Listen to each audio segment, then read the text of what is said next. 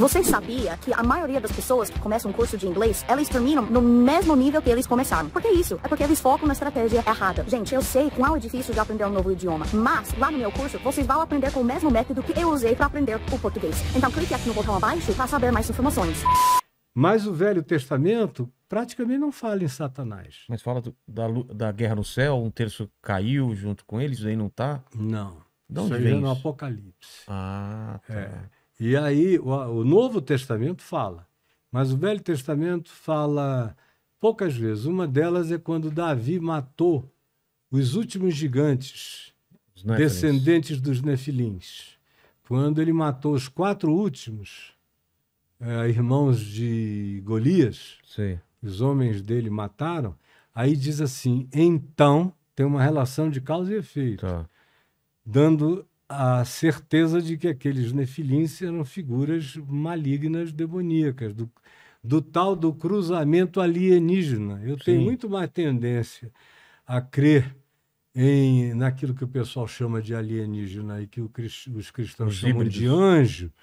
Eu creio muito mais, porque anjo, para mim, não é aquele ser lá do Vaticano, nem querubim, aquele pintinho gordinho com bundinha. Não, eram figuras assombrosas. É. Você vê aquelas leituras em Ezequiel, tipo, Não sei tinha quantos cara de olhos, boi pra é. cá, de não sei o que pra cá, olho, pé virado, era um negócio muito maluco. E outros tinham aparência de relâmpago, falando contigo. Era tudo muito diferente dessas romantizações no Velho Testamento. E tem também a coisa do objeto voador não identificado em Ezequiel 10, São as Ezequiel carruagens. 1 e 10, que são aqueles girantes girando um dentro do outro. Ah, fala isso.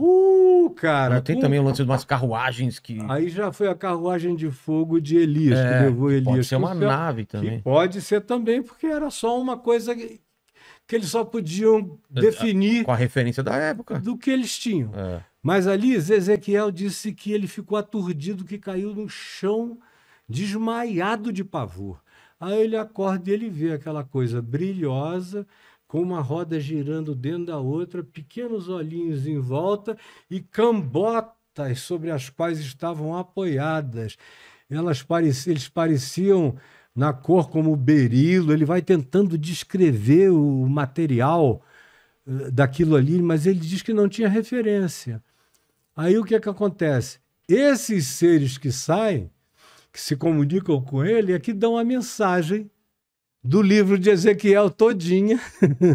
É uma mensagem que vem de seres que saíram Esse cruzamento. dessa nave. Ah, da nave. Isso Ezequiel já no tempo do Tá. exílio dos judeus em Babilônia, já é muito tempo depois. Agora, no Gênesis, em Gênesis 6, é que diz que o dilúvio veio porque os filhos de Deus, os Benai Elohim, que era uma alusão aos que vinham do céu, Não anjos. a gente veio a chamar isso com o apelido de carteiro, mensageiro. É só isso. Malaquim. Então, eles vieram dos céus e a Bíblia não diz isso. É o livro de Enoque que diz que eles pousaram no Monte Hermon e fizeram um pacto de morte entre eles, de exílio de Deus, porque eles não suportavam não possuir as filhas dos homens. E eles escolheram as mais gostosas e tiveram com elas filhos que se tornaram os homens poderosos da Os antiguidade gigantes.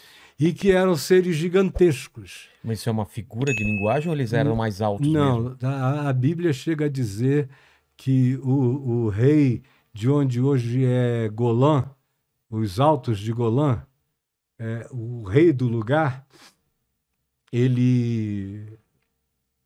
a cama dele de ferro puro tinha 5,10 metros Caramba. de comprimento e 2,80 de largura.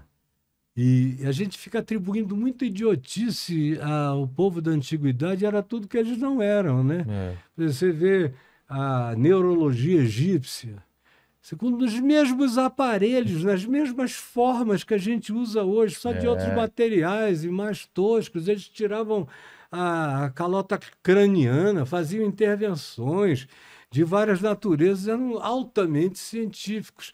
Só tinha um detalhe a mais, eles criam em paranormalidade, a nossa ciência nem tanto. Então, e para eles chamavam isso de magia, que eram os poderes sutis da mente. Mas os nefilins se tornaram o que são... A mitologia grega conta a história todinha dos semideuses. Seriam isso. Todos. O Flávio Josefos, escrevendo nas antiguidades, ele diz aos gregos e aos romanos: o que vós chamais de deuses, semideuses, demiurgos, tal, são os filhos das mulheres humanas com os Benai Elohim. Ou seja, o que ele está dizendo, ele validava o que os gregos chamavam e criam como sendo realidades, ele validava. Os Nazca aqui, o Viracochas, que criou a cultura Nazca, que pré-inca. Tá, que tem aqueles desenhos no deserto enormes. Isso, ele é chamado Viracochas, porque ele veio com as ondas do mar. E a descrição é de um ser grande, maior do que todo mundo, e que ensinou ciência, culturas variadas a eles. A mesma coisa você vê entre os celtas. A mesma coisa se repetem, né? A primeira dinastia do Egito atribui o início do Egito a essas figuras de semideuses. E assim você vê no Oriente Médio todo, você vê na Índia. E se você vê ao mesmo tempo culturas que são afastadas geograficamente, simultaneamente fazendo as mesmas coisas. Pirâmide aqui, pirâmide ali. Nos mesmos alinhamentos. Isso é muito maluco. E para mim, o Eric von Braun eram os deuses astronautas. Não estava completamente certo em todas as conclusões, mas a premissa dele tem uma validade extraordinária. Que a premissa é a seguinte: será que o que a nossa cultura chama de anjos e deuses não seriam, porventura, visitantes de outras dimensões ou de outros planetas? Para mim é muito mais um negócio multidimensional. Eu creio no visitante da mesma ordem planetária também, da mesma ordem universal da gente. Mas por causa do Novo Testamento, eu fiquei com uma facilidade enorme em crer na física da teoria das cordas, que são lâminas dimensionais que vibram de uma do lado da outra. De modo que, às vezes, você vê, mesmo quando você vê detecção desses seres em radares, desses entes em radares, você vê que, às vezes, eles entram em cena e, às vezes, eles saem de cena. Como mágica, né? Eles estão em cena, está acompanhando, de repente eles somem. E às vezes o visualizador continua vendo, mas o radar já não capta, como se ele tivesse sido transposto por uma nova camada dimensional, aonde tem sombra dele sendo visibilizada. Exato. Então, para mim, nesse universo, praticamente tudo tem explicação. E na Bíblia, só Deus não tem explicação. O resto tudo tem explicação.